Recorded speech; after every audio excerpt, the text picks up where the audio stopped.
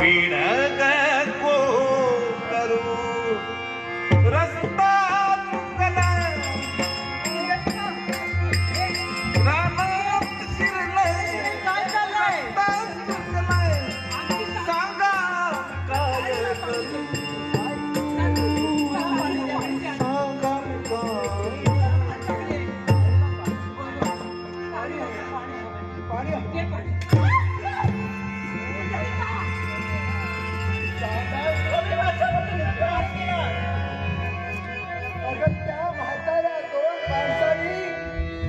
स्वतःची ताण मागल्यानंतर प्रश्न केला जहा पुंडलिका तट्टारे लागतात. हे असतं आईचं काळीच, हे असतं बापाचं हृदय.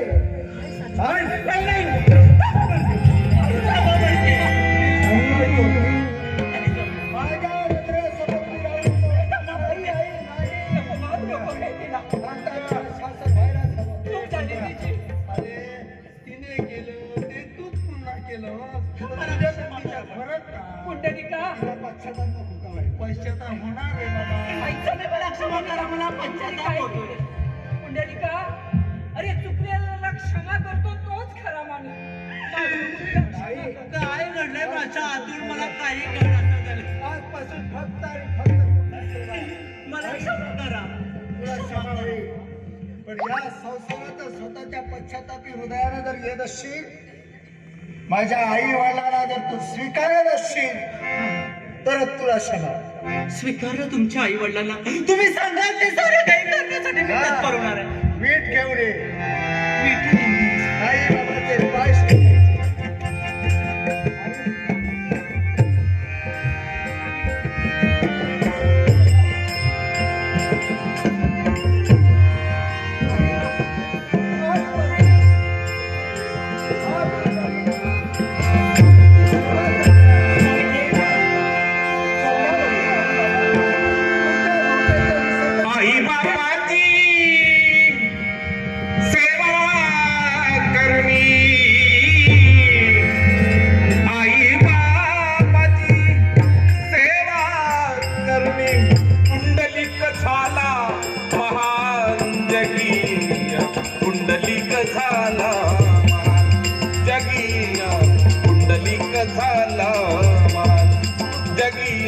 पुंडलिक झाला महान.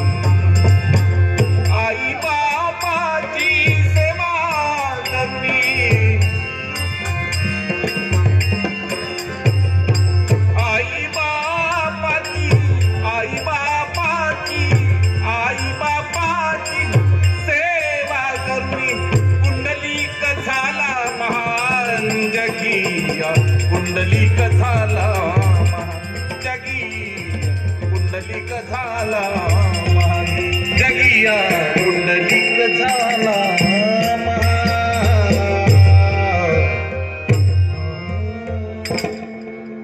हे ममवत्सा पुंडलिका, हे ममवत्सा पुंडलिका. कोण हात देतोय मला? अरे तुझ्या दयेचा देव तुला हाक देतोय. माझा देव? हा, ज्याची आजपर्यंत मी कोणाची भक्तीच केली नाही. हा, माझ्या आई वडिलांशिवाय माझ्या जीवनात दुसरं माझं दैवत नाही.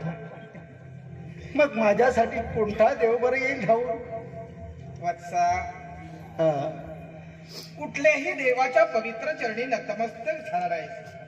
पण तुला ज्ञात आहे का, श्रवणम कीर्तनम विष्णू स्मरणम पादसेवनम अर्चनम वंदनम दास्य साख्यात्म निवेदनम ही नवविधा भक्ती देवतांनी आपल्या भक्तांसमोर ठेवली.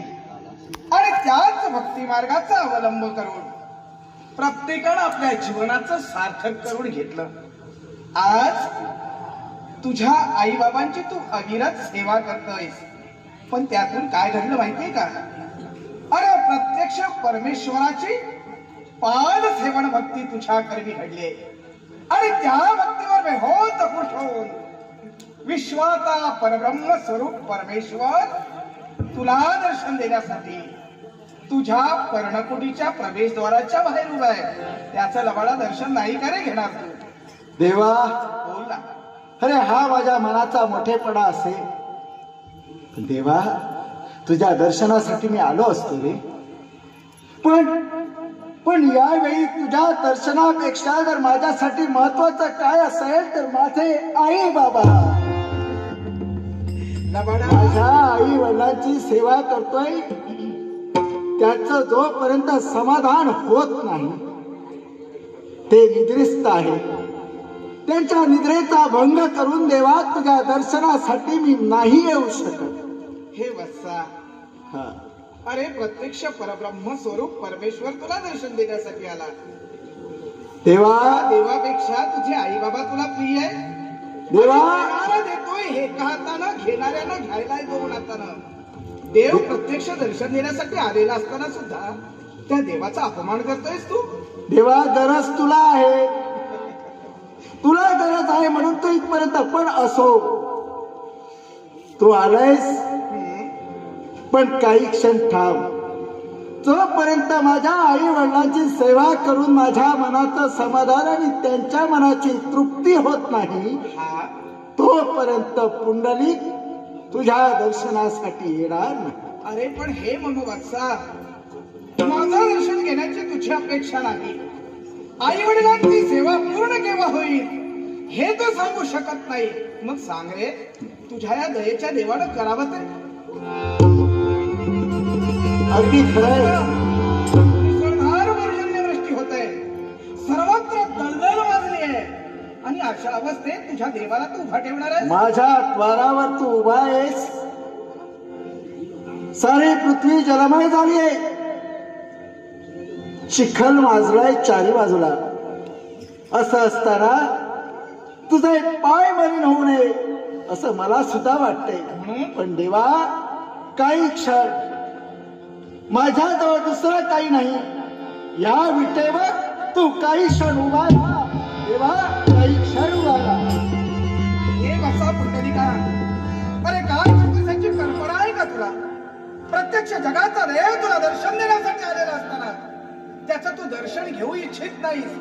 आणि एवढाच नव्हे तर त्या देवताच्या स्वागतासाठी ही सर्वसामान्य भीड करतोयस.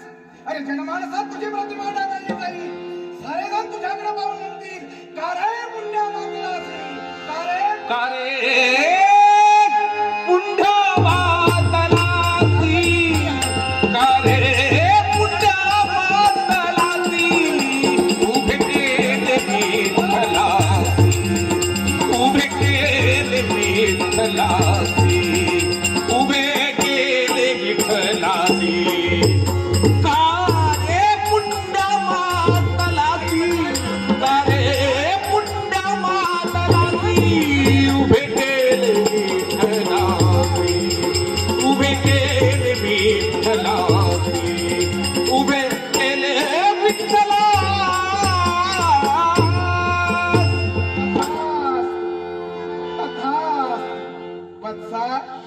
शोभनास या देवाचा खऱ्या अर्थानं म्हणतात. अरे तू जेवढा हट्ट निग्रही आहेस ना, तेवढा तुझ्या दयेचा दय सुद्धा हट्ट निग्रही आहे.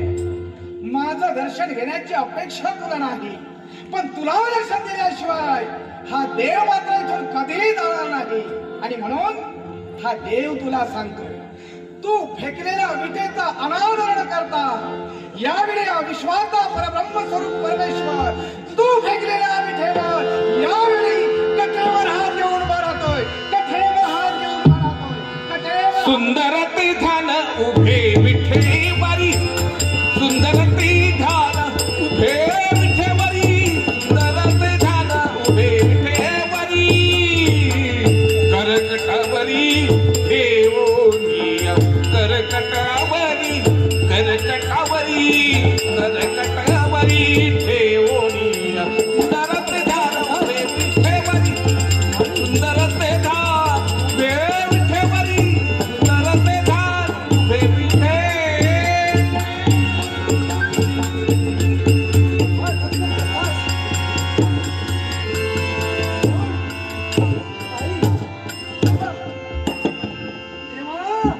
अरे देवा, कोणत्या जन्माचं आमचं हे पुण्य इथे आलास? तथास इष्टकाम सिद्धरस्तु सर्व मनोरथा सफलास. देवा बोल. बोला. तुला राग नाही ना रे आला? कशाचा? अरे तुला या विटेवर दरवाजात उभं करून ठेवलं हा. आणि आमची सेवा करत राहिला, त्यामुळे पुंडलिकावर कृपया राग धरू नको रे देवा. ब्राह्मण श्रेष्ठ, हा जगाचा सर्वसाक्षी परमेश्वर तुम्हाला भेटण्यासाठी आला. तुमच्या पुत्रानं आई बाबांची सेवा करण्याचं व्रत घेतलं होतं. त्या व्रतापासून तो किंचितही दूर झाला नाही. माझं दर्शन न घेता माझ्या स्वागतासाठी त्याने एक वीट भिरकावली आणि त्या विठेवर हा विश्वाचा परब्रह्मस्वरूप परमेश्वर उभा राहिला. आणि म्हणून तुमच्या मनाच्या ठिकाणी शंका निर्माण झाली की या देवाला वाईट तर वाटलं नसेल ना, माझ्या देवाचा अपमान तर झाला नसेल ना. ब्राह्मण श्रेष्ठ, अहो या सगळ्याच्या पलीकडचा तुमचा देव आहे. तुमच्या पुत्राने जी वीट माझ्यासाठी भिरकावली ना, त्यानं माझा अपमान नाही झाला. याला कारण ही वीट मुळात सर्वसामान्य नाही. काय देवा, ही वीट सर्वसामान्य नाही. हे बोलण्याचा अर्थ मी काय समजावा? ही वीट म्हणजे कोण हे ऐकायचंय का? होय देवा. ऐक ना. त्वेष्टा ब्राह्मणाचा पुत्र विश्वरूपा ब्राह्मण, याला देवतांच्या सदर्भ सभेत सन्मानाचं स्थान प्राप्त झालं.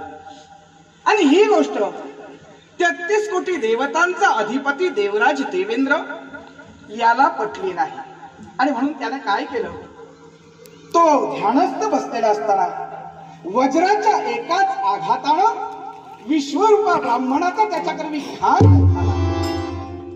ही गोष्ट कर्णोपकरणी शतकर्णी झाली आणि त्वेष्टा ब्राह्मणांनाही समजली. इंद्रासमोर प्रतिइंद्र निर्माण करावा म्हणून त्यांनी एका शक्तीला जन्माला घातलं. ती शक्ती म्हणजेच वृत्रासुर होय. वृत्रासुरानं शक्तीला भक्तीची जोड मिळावी म्हणून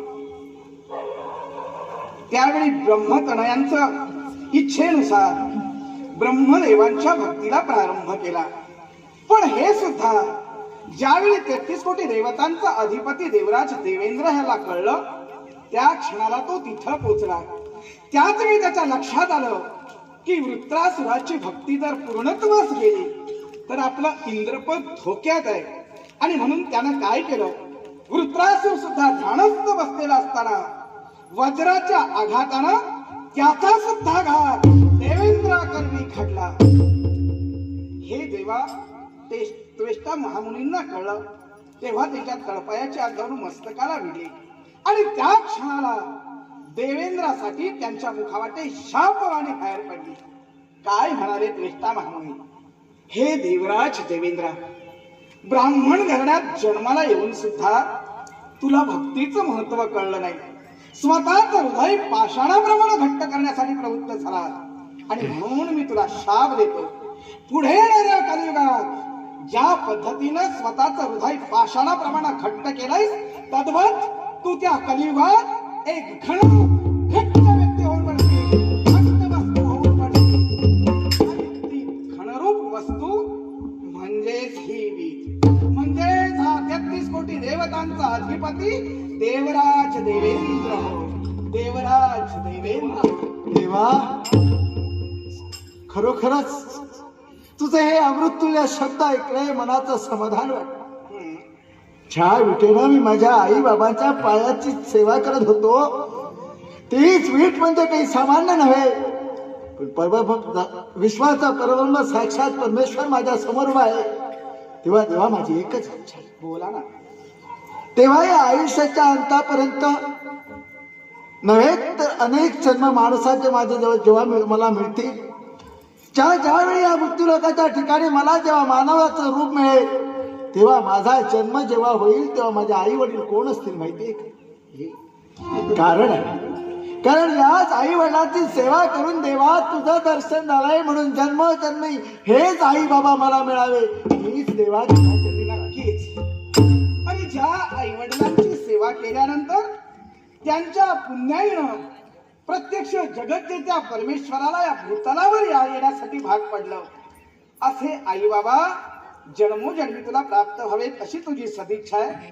अरे फक्त तुलाच नव्हे, विश्वाच्या कानाकोपऱ्यात व्हावणाऱ्या प्रत्येक पुत्राला असे तुझ्या आई बाबांसारखे आई बाबा मिळतील हा माझा आशीर्वाद आहे, आशीर्वाद आहे, आशीर्वाद आहे. देवा समाधान वाटलं. विश्वाचं परब्रह्म साक्षात परमेश्वर आई वडिलांची सेवा करून माझ्या समोर उभा ठाकला, हा विठेवर उभा राहील. मग देवा या तुझ्या सगुण सावळ्या रूपाला आम्ही ओळखावं ते काय म्हणू? शाबास, अगदी योग्य प्रश्न मला विचारलायस. वैकुंठाचा त्याग केला या मृत्यूभूमीवर तू फेकलेल्या विद्येवर मी उभा राहिलो आणि या क्षणाला मला तू विचारतोयस देवा या तुझ्या सगुण स्वरूपाला नामविधान तरी का? तुझ्या प्रश्नाचं उत्तर मी देतोय.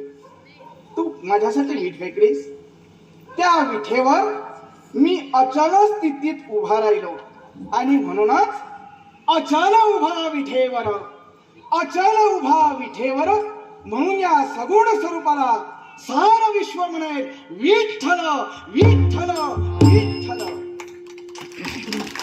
देवा धन्य झालं. विठ्ठल या नावाबरोबरच माझं आणखी एक नाव प्रचलित होईल. अजून एक नाव हो काय? काय ते नाव कोणतं असेल माहिती आहे का? हा सांप्रत मी माझा अवतार कार्य संपवून वेगळ्या रूपात या भूतलावर अवतारानं उत्तीर्ण झालो. तुम्ही माझं जर बारकाईने निरीक्षण केलं असाल, सांप्रत माझा वर्ण तुम्हाला कृष्ण वर्ण जरी भासत असला तरी माझ्या या सगुण स्वरूपाचा जो वर्ण आहे ना तो श्वेत वर्ण म्हणजेच पांढरा. आणि म्हणूनच माझ्या या वर्णावरून माझं आणखी एक नाव प्रचलित होईल. फक्त वर्णावरून? हो, श्वेत वर्ण म्हणजेच पांढरा. आणि म्हणून या पांढऱ्या वर्णावरून विठ्ठल या नावाबरोबर पांडुरंग म्हणून ओळखलं जाईल, पांडुरंग म्हणून ओळखलं जाईल. वा वा देवा वा. हा विठ्ठल हा पांडुरंग, हा विठ्ठल हा पांडुरंग, हा सोहळा, हा नावाचा सोहळा पाहिला आणि मनाला समाधान वाटलं. देवा आज माझं मन कृतार्थ झालं. पण देवा या जागेवर या विठेवर तू उभा राहिलास. तुझं नाव विठ्ठल, तुझं नाव पांडुरंग. पण देवा या स्थानाला सुद्धा काहीतरी महत्व असायला हवं रे. या तुझ्या नावाबरोबर या जागेला तुझ्या महत्व आलं पाहिजे. ही जागा या विश्वात त्याचं अस्तित्व असायला हवं. सांग देवा सांग या जागेला काय महत्व? बसा खरंय, जिथं जिथं देवतांचे पवित्र चरण लागले तिथं तिथं एका पवित्र तीर्थक्षेत्राची स्थापना झाली.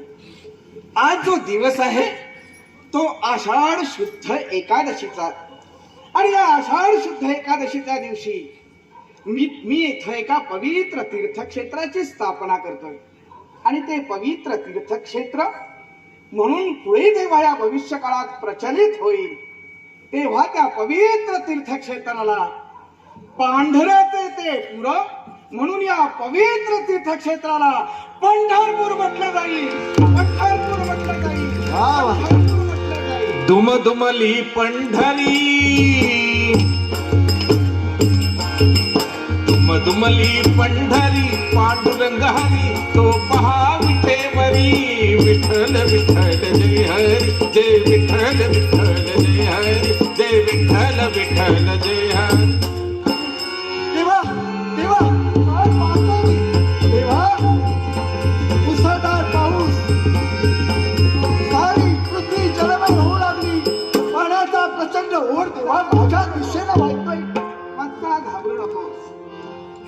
पंढरपूर हे माझ्या मुखावाटे शब्द बाहेर पडता क्षणी प्रत्यक्ष स्वर्गातली गंगा या पंढरपुरात प्रवाहित झाली आणि त्या प्रवाहित झालेल्या स्वर्गाच्या गंगेनं तुझ्या सहित तुझ्या आई बाबांना आणि एवढंच नव्हे तर मला सुद्धा अगदी चंद्राकृती वळसा घातला. आणि म्हणून याच पंढरपुरात या स्वर्गाच्या गंगेला चंद्राकृती वळसा घातल्यामुळं चंद्रभागा म्हटलं जाईल. चंद्रभागा, चंद्रभागेच्या तिरी, चंद्रभागेच्या तिरी पांडुरंग हरी तो पहा विठेवरी. विठ्ठल विठ्ठल जय हरी, जय विठ्ठल विठ्ठल जय हरी, जय विठ्ठल विठ्ठल जय हरी. वत्सा, हा एकापेक्षा एक अशा असंख्य प्रश्नांचा बडीमार तू माझ्यावर करतोय. अजूनही एक इच्छा. पण थार, तुझी इच्छा मी जरूर पूर्ण करणार आहे. पण तत्पूर्वी या पंढरपुरात येणाऱ्या भाविक भक्तजनांना मी आज मर्यादा घालून देणार आहे. मर्यादा? हो, ती कारण तुझ्या आई बाबांची महती मला त्यांच्या समोर ठेवायची आहे. माझ्या लाडक्या कुंडलिकाची महती मला त्यांच्या समोर ठेवायची आहे. हे मम भक्तांनो, जेव्हा जेव्हा या पांडुरकाच्या दर्शनासाठी तुम्ही पंढरपुरात याल ना, माझं दर्शन पहिल्यांदा कधीही घ्यायचं नाही. तर माझं दर्शन घेण्यापूर्वी तुम्हाला या पांडुरंगाचं दर्शन घ्यावं असं वाटत असेल, ते मिळावं असं वाटत असेल, ते फलद्रूप व्हावं असं वाटत असेल, तर माझ्या दर्शनापूर्वी या आई बाबांचं दर्शन घ्या. आई बाबांचं दर्शन घ्या आणि तदनंतर माझ्या गाभाऱ्यात या.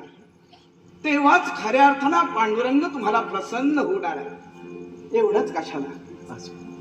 हे माझ्या वत्सा, हे माझ्या कुंडलिका, अरे तू भक्ती केलीस नी तात पराकोटीची होती. आणि म्हणूनच हा सूर्य आणि चंद्र या विश्वात असेपर्यंत माझ्या नावाच्या मालिकेत मी तुझ्या नावाची गुंफण करून ठेवतो. माझ्या नावाची गुंफण? हा, ऐक, या कलियुगात धार्मिक कार्य केली जाते. भजन, कीर्तन, नामस्मरण अशी ज्यावेळी कार्य आरंभिली जातील, त्या प्रत्येक कार्याच्या शुभारंभी एकच जयघोष माझ्या भक्तांच्या मुखाते बाहेर पडेल. पुंडलीक वरदे, हाय पुंडलीक वरदे, हरी विठ्ठल. देवा, हे मनोवत्सा, पंढरपूरची प्रतिष्ठापना झाली. तुमची महती मी जगासमोर ठेवली. ऐका भक्तांनो, मला तुम्हाला एकच सांगायचंय. चित्त लावणी भक्ती करा मग समजेल तुम्हाशी. चित्त लावणी भक्ती करा मग समजेल तुम्हाशी. अथांग सागर खोल पाणी अंत नाही त्याशी. अथांग सागर खोल पाणी अंत नाही त्याशी. जोवरी माझे दोन्ही हात असती कटेवरती. जोवरी माझे दोन्ही हस्त असती कटेवरती, तोवर कधी न बुडाल संसार सागरी. ही या पंढरपूरची महती, ही या पंढरपूरची महती, ही या पंढरपूरची महती. देवा, आज मला कळलं, भक्ती फार मोठी कसोटी आहे. तुटोय शरीर फुटोय मस्तक, नामाचा गजर सोडू दे. तुटोय शरीर फुटोय मस्तक, नामाचा गजर सोडू नये. अरे नाशिवंत देह झाला तरी नष्ट, कीर्तन रंग सोडू दे. देवा, मला सांग रे, तुला आल्या आल्या मी विटेवर उभा केलास, या पुंडलिकानं तुझा विचार केला नाही. तुझ्या पायाला वेदना होत असतील नाही का रे? मग सांग रे देवा, असा किती वेळ बरं तू या विटेवर उभा राहणार? शाबास, योग्य प्रश्न विचारलास. नाम संकीर्तनच पै सोपे, नाम संकीर्तन साधन पै सोपे. सळतील बापे जन्मांतरीची, नरगे साहस जावे वनांतराच्या. सुखे येई घरा नारायण नारायण. आज मी तुमच्या सदिच्छा पूर्ण करण्यासाठी या पंढरपुरात अवतारानं उत्तीर्ण झालो. कदाचित तुमच्या मनाच्या ठिकाणी संभ्रम निर्माण झाला असेल की सांप्रत वैकुंठाचा त्याग करून या पंढरपुरात विठेवर उभा राहिलेला हा देव नक्की इथं किती दिवस राहणार आहे? एक दिवस, एक महिना, एक वर्ष, की फक्त 4 युग? नाही. म्हणजे देवा, भक्तांच्या उद्धारासाठी हा विश्वाचा परब्रह्म स्वरूप परमेश्वर युगे 28 या पंढरपुरात राहणार. युगे 28 विठवारी उभा, विठवारी उभा. वामंगी रखुमाई, वामंगी रखुमाई, दिस दिव्य शोभा पुंडलिकाचे भेटी परब्रह्म आलेगा, परब्रह्म आलेगा. चरणी वाढे धीमा, चरणी वाढे आहे उद्धारी जगा जय देव जय पांडुरंगा हरी पांडुरंग रखमाई वल्लभाराईच्या वल्लभ पावीज बलागा तुळशी माळा गाळा कर ठेवून कटी कासे पितांबर कस्तुरीला लाटी देव सुरवरा नित्य ती भेटी गरुड हनुमंत गरुडा पुढे उभे राहती जय देव जय पांडुरंगा हरी पांडुरंग रखमाई वल्लभाराईच्या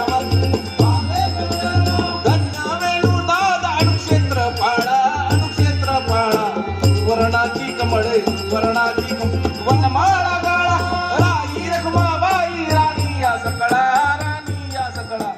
वाडी तो राजा वाडी तो विठवा सावळा जय देव जय पांडुरंगा हरी पांडुरंगा रखमाई वल्लभाराईच्या वल्लभ ओ वाळूवाराचा कुंडवंड्या येती चंद्रभागे माझी चंद्रभागे सोडून या देवी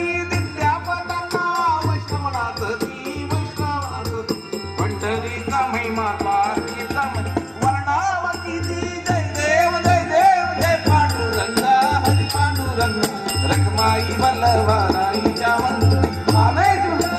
आषाढी कार्तिकी भक्त जन येती चंद्रभागे स्नान जे करती दर्शन हेळा मात्रे तया होया मुक्ती केशवाशी नाम देव माधवाशी नाम भावे जय देव जय पांडुरंगा रखमाई वल्लभाराईच्या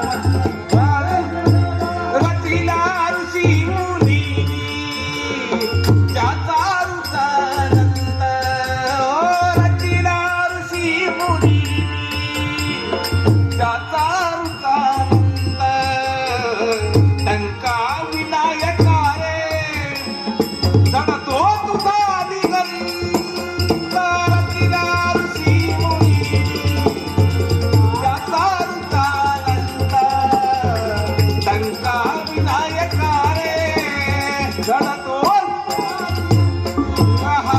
महावरदायका गणेशा महदाशया सुरेशा वरदायका गणेशा महदाशया सुरेशा